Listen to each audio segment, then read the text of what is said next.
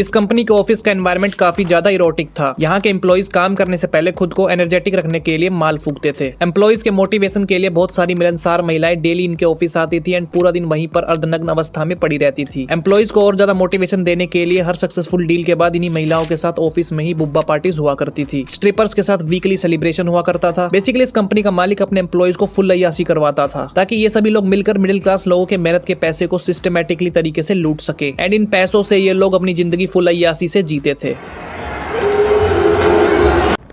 पहले के टाइम पर बायोपिक मूवीज ज्यादातर मरे हुए कैरेक्टर पर बनाई जाती थी एंड मरे हुए कैरेक्टर की बायोपिक देखना लोगों को अच्छा भी लगता था। लेकिन आज के टाइम में बायोपिक मूवीज किसी भी फेमस पर्सन जो कि अब क्रिमिनल बन चुका है उसकी इमेज को क्लीन करने के लिए बनाई जाती है। दुनिया भर में अब तक ऐसी बहुत सी बायोपिक मूवीज बन चुकी है जिन्होंने इन क्रिमिनल्स की इमेज को पब्लिक में व्हाइट वॉश किया है। ये क्रिमिनल्स ज्यादातर बिलियनर्स एंड फेमस पर्सनैलिटीज होते हैं जिनका नाम मीडिया और समाज में काफी ज्यादा बदनाम रहता है। सो उस बदनामी को साफ करने के लिए ये लोग बायोपिक मूवीज का सहारा लेते हैं। दुनिया को बताते हैं कि देखो रे, मैंने मूवी में कितना सफर किया है। Don't judge me on the basis of my criminal activities. I am innocent as fuck. Hollywood movies की इमेज आज के टाइम में हमारे दिमाग में रियलिटी से जुड़ चुकी है। ज्यादातर लोगों का मानना है कि हॉलीवुड वाले अपनी मूवीज में सिर्फ रियलिटी ही दिखाते हैं। हॉलीवुड तो कभी कुछ गलत बना ही नहीं सकता, ये सेंटेंस ही बिल्कुल गलत है। सही सेंटेंस है कि ये लोग ज्यादा पैसे बनाने के लिए कुछ भी बना सकते हैं। सो एक दिन इन्होंने ऐसी एक खतरनाक मूवी बना दी। उन्होंने एक मल्टी मिलियनर स्टॉक ब्रोकर की बायोपिक बनाकर दुनिया को बताया कि देखो ये इंसान भले ही कितने इलीगल काम करता हो, भले ही इसने लाखों लोगों के पैसे लूट लिए हो, लेकिन कितना इनोसेंट है। देखो बेचारा कितना इनोसेंट है।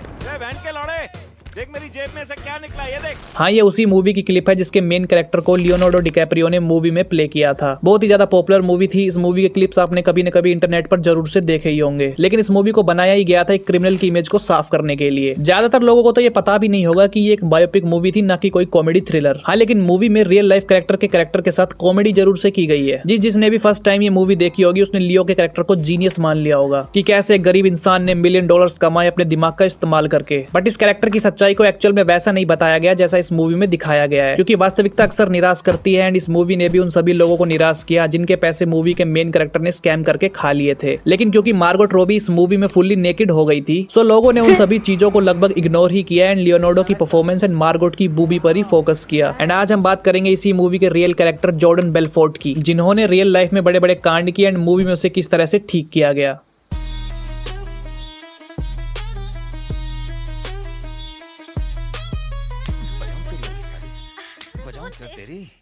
जॉर्डन बेलफोर्ट एक ऐसा शख्स था जिसने अरबपति बनने के लिए कई लोगों की जिंदगियां बर्बाद कर दी। दो तो उसकी पर्सनल बीवियां थी। उसने अपनी प्रेग्नेंट वाइफ को नशे की हालत में लपेट दिया था। ड्रग्स एंड सेक्स पार्टीज में पूरा दिन लिप्त रहता था। उसे खुद पता नहीं चलता था कि वो नशे में किसको बजा रहा है। स्विस अकाउंट में ब्लैक मनी, 8 मंथ्स प्रेग्नेंट औरत के पेट पे जोरदार मुक्का मारा। उस दिन उस बच्चे की टैंट फूट गई होगी मे बी। FBI की इन्वेस्टिगेशन के बाद उसे जेल जाना पड़ा, जिसके बाद न्यूज एंड मीडिया में उसका नाम पूरी तरह से बदनाम हो गया। लेकिन फिर एक दिन इस मूवी के रिलीज होने के बाद उसकी इमेज को बैड बॉय जीनियस बनाकर दुनिया के सामने पेश कर दिया गया। शॉर्ट में तो कहानी यही है, लेकिन सबसे बड़ा सवाल ये आता है कि कैसे घर घर जाकर मच्छी बेचने वाले एक गरीब चूतिए ने कैसे लाखों लोगों को बेवकूफ बनाकर करोड़ों कमाए। वीडियो बहुत ही ज्यादा इंटरेस्टिंग है दोस्तों, सो एंड तक देखना।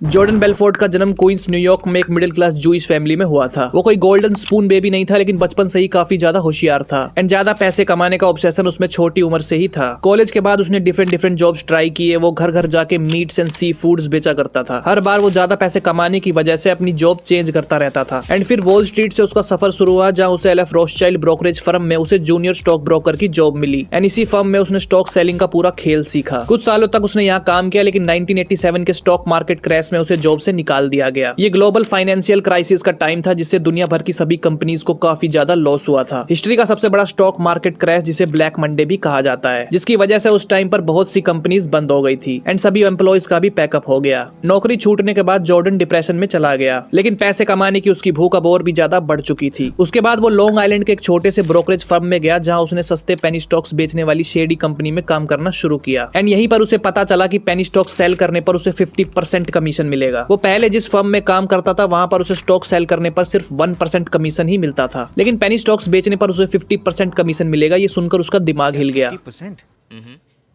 50% कमीशन। हाँ, किस लिए?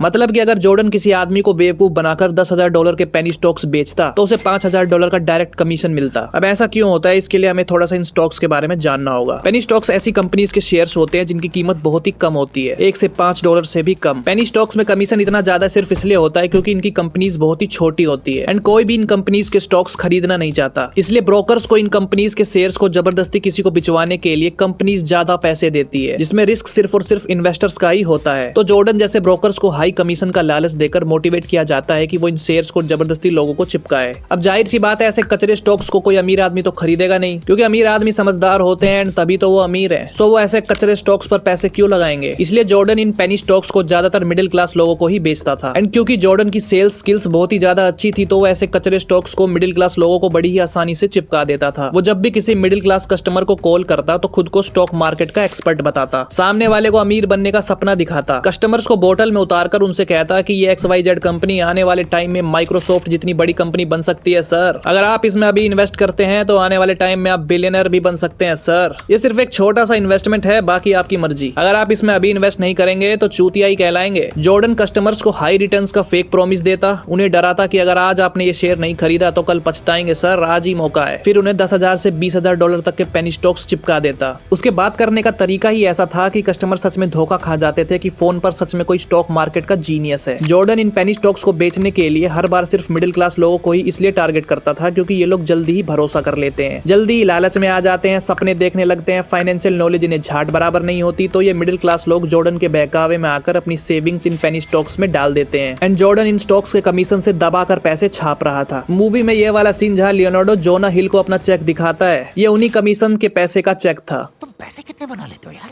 पिछले महीने 70,000 कमाए थे। कुछ नहीं। कमीशन से बहुत ज्यादा पैसे बनाने के बाद जॉर्डन 1989 में डैनी पोरस के साथ मिलकर अपनी खुद की कंपनी खोल देता है स्ट्रैटन ओकमोंट के नाम से।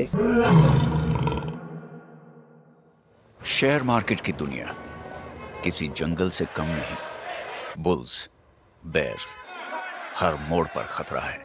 इसीलिए हमारी कंपनी स्ट्रैटन ओकमोंट हर मोड़ पर आपका साथ देती है। हमारे यहाँ ट्रेन्ड प्रोफेशनल्स आपको इस फाइनेंशियल जंगल में राह दिखाते हैं। स्ट्रैटन ओकमोंट में आपका पैसा सुरक्षित है और सुरक्षित रहेगा। मूवी में भी इस कंपनी को दिखाया गया है। ये कंपनी खुद को एक ब्रोकरेज कंपनी दिखाती है, लेकिन असली में ये कंपनी इनके स्कैम्स का हेडक्वार्टर थी। यहाँ पर ये market manipulation, pump and dump scams and fake stocks hype create करके दबा के इन्वेस्टर का पैसा लूटते थे। जॉर्डन और उसकी टीम पहले से ही पेनी स्टॉक्स का एक बड़ा हिस्सा बहुत ही सस्ते प्राइस पर खरीद लेते हैं। फिर उसकी टीम मिलकर cold calling, marketing, fake reports, false prediction and manipulation करके उस स्टॉक की डिमांड को मार्केट में आर्टिफिशियली तरीके से बढ़ा देते हैं, जिससे उस स्टॉक की प्राइस पंप हो जाती है। जिसके बाद मिडिल क्लास इन्वेस्टर्स उस स्टॉक्स में पैसे लगा देते हैं एंड स्टॉक की वैल्यू मार्केट में और भी ज्यादा हाई हो जाती है। एंड इसी टाइम पर जॉर्डन और उसकी कंपनी अपने लाखों के शेयर्स जो कि उन्होंने सस्ते दामों में खरीदे थे, हाई प्राइसेस पर इन्हीं इन्वेस्टर को बेचकर मल्टी मिलियंस प्रॉफिट कमाकर निकल लेते हैं। जिसके बाद उस स्टॉक की वैल्यू धीरे धीरे गिरने लगती है एंड एक टाइम तक आते आते कोलैप्स ही हो जाती है एंड सभी इन्वेस्टर्स को भारी नुकसान हो जाता है। आई नो आपको घंटा कुछ समझ आया होगा, सो मैं इसे बिल्कुल ही सिंपल कर देता हूँ। मान लो कि एक स्टॉक है XYZ कंपनी लिमिटेड नाम से, जिसके टोटल शेयर्स एक ही बंदे के पास हैं और फिलहाल उस स्टॉक की कीमत ₹1 पर शेयर है। तो जॉर्डन और उसकी टीम पहले से ही इन कंपनीज के बहुत सारे शेयर सस्ते में खरीद लेते हैं। एग्जांपल के लिए जॉर्डन 10 लाख रुपए के शेयर खरीदता है, एक शेयर की वैल्यू सिर्फ ₹1 है, तो उसने टोटल 10 लाख रुपए अपनी जेब से लगाए एंड पूरे स्टॉक का बड़ा हिस्सा जॉर्डन के कंट्रोल में रहता है। मतलब कि इन्वेस्टर्स के आने से पहले ही जॉर्डन फिशिंग रोड लेके बैठा रहता है। अब जॉर्डन अपनी कंपनी के लोगों को इस स्टॉक को बेचने के लिए मार्केट में फेक हाइप क्रिएट करवाता है, जिसे स्टॉक मार्केट की लैंग्वेज में पंप कहते हैं। फिर जॉर्डन के एम्प्लॉइज मिडिल क्लास लोगों को कॉल करते हैं, सर ये स्टॉक मार्केट में उड़ने वाला है, आप फौरन ही 50,000 लगा दो, 10x रिटर्न मिलेगा सर। ये बहुत ही सीक्रेट इन्फॉर्मेशन है, आने वाले टाइम की सबसे बड़ी कंपनी गूगल जितनी बड़ी कंपनी बन सकती है सर। अगर आप अभी इन्वेस्ट करोगे तो आप फ्यूचर के बिलियनर भी बन सकते हो। सोच क्या रहा है लोड़े, जल्दी बता, और भी लोग लाइन पे हैं। तो लोग लालच में आकर इन स्टॉक्स को खरीदने लगते हैं एंड क्योंकि बहुत सारे लोग इस स्टॉक को खरीदने लगते हैं तो इस स्टॉक की डिमांड बढ़ने लगती है, जिससे स्टॉक की वैल्यू भी बढ़ने लगती है। सो जो स्टॉक स्टार्टिंग में ₹1 पर मिल रहा था वो 1 से 2, 2 से 5, 5 से 10 और 10 से 20 तक हो जाती है, क्योंकि बहुत सारे लोग एक टाइम पर इस शेयर को खरीद रहे हैं। अब क्योंकि उस स्टॉक की प्राइस बढ़ रही है तो जिन कस्टमर्स ने उस स्टॉक स्टॉक को 2, 3, 5 रुपए पर स्टॉक के भाव से खरीदा था। जाहिर सी बात है उन्हें भी प्रॉफिट हुआ है, लेकिन यही तो ट्विस्ट है। स्टॉक की वैल्यू पंप होने से हर किसी को प्रॉफिट नहीं मिलता, क्योंकि प्रॉफिट तो उस कस्टमर को तभी मिलेगा ना जब तुम उसे कम में खरीद कर ज्यादा में बेच सको। एंड मिडिल क्लास इन्वेस्टर्स ऐसा कर ही नहीं पाते, क्योंकि जॉर्डन की स्ट्रेटेजी ऐसी होती है, वो उनकी सेलिंग कॉल्स को पिक ही नहीं करते और गलती से कर लेते हैं तो बोलते हैं सर थोड़ा सा और वेट करो, शेयर्स के प्राइस अभी और ज्यादा बढ़ेंगे। मिडिल क्लास इन्वेस्टर्स बस दांत पीसते रह जाते हैं, क्योंकि उन्होंने शेयर खरीद तो लिया लेकिन फायदा उन्हें उससे ज्यादा सेल करने पर ही होगा। एंड इसी टाइम पर जॉर्डन का असली खेल शुरू होता है। जब इन स्टॉक्स की कीमत सबसे ऊपर होती है तो जॉर्डन और उसके दोस्त आसानी से अपने सारे शेयर्स बेच डालते हैं। स्टार्टिंग में जब उस स्टॉक की प्राइस 1 रुपए पर शेयर थी एंड 10 लाख रुपए इन्वेस्ट करके जॉर्डन ने 10 लाख के शेयर खरीदे थे, लेकिन अब उसी स्टॉक की वैल्यू 20 रुपए पर शेयर है, यानी कि 10 लाख के share into 20 equal to 2 crore rupees, यानी कि सिर्फ 10 लाख रुपए लगाकर 2 करोड़ जेब के अंदर। एंड यही जॉर्डन का मेन प्रॉफिट होता था। मैंने नंबर्स आपको छोटे करके बताया ताकि आपको समझ में आ सके, लेकिन एक्चुअल में नंबर्स बहुत बड़े होते थे। अब जब जॉर्डन अपने सारे शेयर्स हाई प्रॉफिट पर बेच डालता है तो वो तो मालामाल होकर निकल लेता है। उसके सभी शेयर्स अब मिडिल क्लास इन्वेस्टर के पास बटे हुए हैं। एंड जाहिर सी बात है प्रॉफिट कमाने के लिए उन्हें अपने शेयर्स को ऊंचे दामों पर बेचना पड़ेगा, लेकिन अब खरीदने वाला तो कोई है ही नहीं, क्योंकि उस स्टॉक की मार्केट में एक्चुअल डिमांड थी ही नहीं, क्योंकि उस स्टॉक की हाइप को जॉर्डन ने आर्टिफिशियली तरीके से क्रिएट करी थी। सो वो सभी इन्वेस्टर्स बस वेट ही करते रह जाते हैं। एंड अब धीरे धीरे उस स्टॉक की वैल्यू क्रैश होने लगती है। अब उसी स्टॉक की वैल्यू 20 से 10, 10 से 5, 5 से 2 और 0.1 तक गिर जाती है। सभी मिडिल क्लास इन्वेस्टर्स घबरा जाते हैं एंड अपने स्टॉक्स को फटाफट बेचने की ताक में रहते हैं, लेकिन बेचेंगे किसको, क्योंकि कोई खरीदने वाला तो है ही नहीं। इन शॉर्ट उनका पोपट हो जाता है। मिडिल क्लास इन्वेस्टर्स के पैसे एंड इलीगल प्रॉफिट के साथ ये कंपनी कुछ ही सालों में एक बहुत ही बड़े स्कैम हब में बदल जाती है। जॉर्डन की कंपनी में 1000 से भी ज्यादा एम्प्लॉइज थे एंड ये सभी बहुत ही लंबी चेन बनाकर मिडिल क्लास इन्वेस्टर्स के पैसे लूटते थे। एम्प्लॉइज को मोटिवेटेड एंड एनर्जेटिक रखने के लिए उन्हें ऑफिस के अंदर ही बहुत सारी सेवाएं दी जाती थी। एम्प्लॉइज माल फूक के प्रोस्टिट्यूट फक कर देते थे, कभी लिफ्ट तो कभी टॉयलेट में स्ट्रिपर्स के हुत्तड़ों पे बिच स्लैप देकर खुद को मोटिवेशन देते थे। एंड शॉकिंग बात तो यह है कि ये सब कुछ मूवी में दिखाया गया है, लेकिन इसे कॉमेडी का फ्लेवर दे दिया गया है। एक पार्टी थीम कॉमेडी वाइब के साथ इस सीन को फिल्माया गया है, जिसे देखकर आपको ये बिल्कुल भी नहीं लगेगा कि सीन पर क्राइम हो रहा है। इस मूवी ने क्राइम को बिल्कुल ही नॉर्मलाइज कर दिया, एक तरीके से कूल ही बना दिया कि देखो जॉर्डन कितना कूल है, कैसे लोगों को लूट रहा है। Real life sexual offender Jordan को मूवी में एक वाइफ पगलू भी दिखाया गया। उसकी सेकंड रियल लाइफ वाइफू नडीन कार्डी, जिसका रोल मूवी में मार्गोट रॉबी ने प्ले किया था, उसे मूवी में ऐसा दिखाया गया जैसे कि वो एक गोल्ड डिगर है एंड जॉर्डन तो नेओमी से बहुत ज्यादा प्यार करता है। लेकिन रियल लाइफ में जॉर्डन इतना हरामी था कि उसने ड्रग्स के नशे में अपनी इसी प्रेग्नेंट वाइफ को घसीटा और खूब मारा था। यहाँ तक कि जब वो 8 मंथ्स प्रेग्नेंट थी तो उसके पेट पर दबाकर सुपरमैन पंच मारा था। नशे की हालत में उसने अपनी बेटी को कार में बिठाकर ड्राइव भी किया था एंड उसका कार भी क्रैश हुआ था। इन सभी सीन्स को मूवी में कुछ इस तरह से दिखाया गया कि जॉर्डन नशा तो करता है लेकिन वाइफ पर सिर्फ चीखता चिल्लाता है एंड उसने उस पर हाथ भी तभी उठाया जब उसने उसको पीटा। उस पर बहुत सारे केसेस होने की वजह से उसकी वाइफ डाइवोर्स की बात करती है एंड तब वो नशे की हालत में ड्राइव करता है एंड कार को ठोक देता है। उसने अपनी वाइफ के पेट पर मुक्का तो मारा लेकिन वो प्रेग्नेंट नहीं थी। पूरा सच ना दिखा करके थोड़ी थोड़ी चीजें परोसी गई, जिससे लोग रियल लाइफ जॉर्डन को एक अलग नजरिए से देखने लगे। जॉर्डन बेलफोर्ट ने मिडिल क्लास इन्वेस्टर के $200 मिलियन से भी ज्यादा का फ्रॉड किया। लाखों लोगों के retirement fund, savings, life insurance के पैसे उसने इन स्टॉक्स में डुबाए। स्टॉक्स को मैनिपुलेट करके एंड क्लाइंट्स को बेवकूफ बनाकर उनके पैसों से वो एक लग्जूरियस जिंदगी जीता था। वो ज्यादातर वैकेशंस पर ही हुआ करता था एंड क्रूज में अपनी बिचेस के साथ घूमता रहता था। वो हाई प्रोफाइल प्रोस्टिट्यूट फक करता, वो भी रात के 3 बजे, वो भी माल फूक के। जॉर्डन एक पॉइंट पर $50 से $60 मिलियन पर ईयर कमा रहा था, कुछ रिपोर्ट्स के अकॉर्डिंग उससे भी ज्यादा। एंड उसी टाइम पर मीडिया ने उसके ऊपर एक आर्टिकल छापा एंड उसे वुल्फ ऑफ वॉल स्ट्रीट का टाइटल दे दिया। इस आर्टिकल के छपने के बाद वो काफी ज्यादा फेमस हो गया था एंड बहुत सी एजेंसीज एंड FBI के निशाने पर भी आ गया था।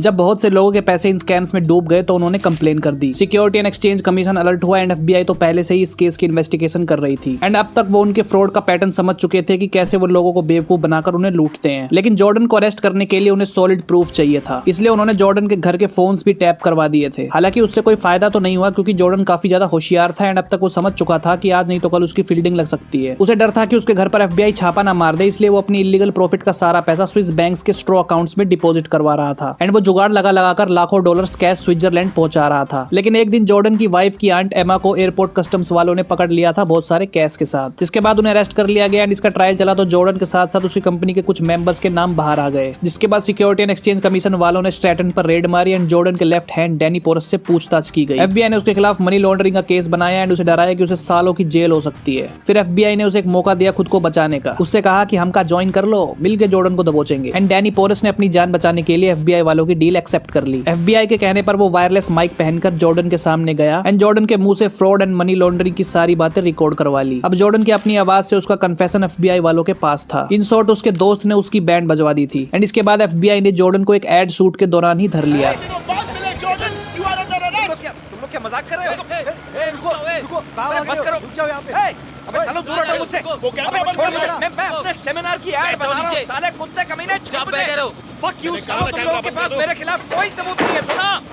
उस पर बहुत सारे चार्जेस लगे एंड सालों में बनाया उसका $1 मिलियन का एम्पायर एक ही झटके में खत्म हो गया। वो पुरानी कहावत है ना कि होते नहीं है आपके दुश्मन इस दुनिया की भीड़ में, आपको डसने वाले अक्सर आपके आसपास ही होते हैं। जॉर्डन को डैनी पर शक भी इसलिए नहीं हुआ क्योंकि डैनी इतने सालों से लॉयल था एंड सारे क्राइम्स दोनों ने मिलकर साथ में किए थे। जॉर्डन को गलतफहमी थी कि ये मोटा पैंचोद मुझे धोखा नहीं दे सकता। जब डैनी पोरस कोऑपरेट कर चुका था तो FBI वालों ने जॉर्डन को भी सेम ऑफर दिया कि हमारे साथ कोऑपरेट करो एंड तुम्हारी सजा कम हो जाएगी। वही सेम डील जो डैनी को मिली थी। उसके बाद जॉर्डन ने भी माइक पहनकर मीटिंग्स अटेंड करी। उसे सबका कन्फेशन रिकॉर्ड करवाना था, खास तौर पर डैनी पोरश का। लेकिन जॉर्डन को अब तक ये नहीं पता था कि वो डैनी पोरश की वजह से ही फंसा है। सो उसने डैनी को हिंट दे दिया कि वो माइक पर है एंड डैनी अलर्ट हो गया, जिसके बाद FBI को पता चल गया एंड उन्होंने उसकी सारी होशियारी निकाल दी। 1999 में जॉर्डन गिल्टी प्रूव हुआ, जिसके बाद उसे 4 साल के लिए जेल में फेंक दिया गया और एक बहुत ही लंबा चौड़ा फाइन देना पड़ा। जॉर्डन के सभी employees and Danny the Don को भी अरेस्ट कर लिया गया। लेकिन FBI के साथ कोऑपरेशन करने की वजह से डैनी को सिर्फ 39 मंथ्स की ही जेल हुई। जेल से निकलने के बाद जॉर्डन ने सालों तक एक लो प्रोफाइल रखा एंड वो मीडिया एंड पब्लिक से गायब हो गया। लेकिन फिर साल 2013 में उसके ऊपर मूवी आई जिसमें लियोनार्डो डिकैप्रियो ने उसका रोल प्ले किया। रिलीज के बाद ये मूवी ब्लॉकबस्टर हो गई एंड जॉर्डन की कहानी को पर्दे पर देखने के बाद लोगों का उसको देखने का नजरिया ही बदल गया। लोग उसे क्रिमिनल की जगह एक गुरु समझने लगे। लेकिन जॉर्डन को तो इस मूवी से सिर्फ प्रॉफिट ही हो रहा था। पब्लिक की सिंपैथी मिलने की वजह से उसकी ब्रांड वैल्यू, उसके सेमिनार्स, कोर्सेज, बुक्स की सेल बहुत ही ज्यादा बढ़ गई। लोग चूतियों की तरह उसके बुक्स एंड कोर्सेज को खरीदने लगे एंड अब जॉर्डन ने पैसे छापने के लिए एक न्यू आइडिया निकाला। वो मुठ्ठेश्वरी की ही तरह एक मोटिवेशनल स्पीकर बन गया। वो corporate events, seminars, interviews, podcast, हर जगह वो अपनी हॉलीवुड फेम का फायदा उठा रहा था। लोगों को मोटिवेट करता कि कैसे तुम मेरी ही तरह next Wolf of Wall Street बन सकते हो। उसने अपनी लाइफ को एक फेलियर टू सक्सेस स्टोरी बनाकर लोगों के सामने प्रेजेंट किया एंड क्योंकि वो एक बिलियनर था टकलू टेट की ही तरह, तो लोग उसकी चूतिया बातें बड़े ही ध्यान से सुनते थे। लोगों को गलतफहमी रहती है कि अमीर आदमी की सुनेंगे तो उन्हीं की तरह बिलियनर बन जाएंगे। इस मूवी ने जॉर्डन की लाइफ के गलत हिस्से को entertaining, funny, glamorous, luxurious, alpha life के रूप में दिखाया। क्राइम को इस मूवी ने कॉमेडी बनाकर रख दिया और तो उसके फ्रॉड के विक्टिम्स को मूवी में ऑलमोस्ट इग्नोर ही कर दिया गया क्योंकि मूवी के डायरेक्टर मार्टिन एक जवान ओसी के कपड़े उतरवाने में बिजी थे। मूवी का स्टाइल इतना फ्लैशी था कि लोग जॉर्डन के क्राइम्स को भूलकर लियोनार्डो की परफॉर्मेंस पर फोकस करने लगे एंड इस तरह से हॉलीवुड ने एक क्रिमिनल, बिगड़ेल बिलियनर को एक एंटी हीरो बना दिया। आज भी जॉर्डन बेलफोर्ड पर यह आरोप है कि उसने विक्टिम्स के पैसे पूरी तरीके से वापस नहीं किए। ये मूवी बहुत ही ज्यादा कमाल की थी। लियोनार्डो डिकैप्रियो की ऑस्कर विनिंग परफॉर्मेंस ने यह बता दिया कि क्यों वो हॉलीवुड के ग्रेट एक्टर हैं। लेकिन ये मूवी एक बहुत ही इंपॉर्टेंट मैसेज भी देती है कि एंटरटेनमेंट एंड रियलिटी में फर्क होता है। क्रिमिनल चाहे कितना भी चार्मिंग एंड स्मार्ट क्यों ना हो, होता वो क्रिमिनल ही है।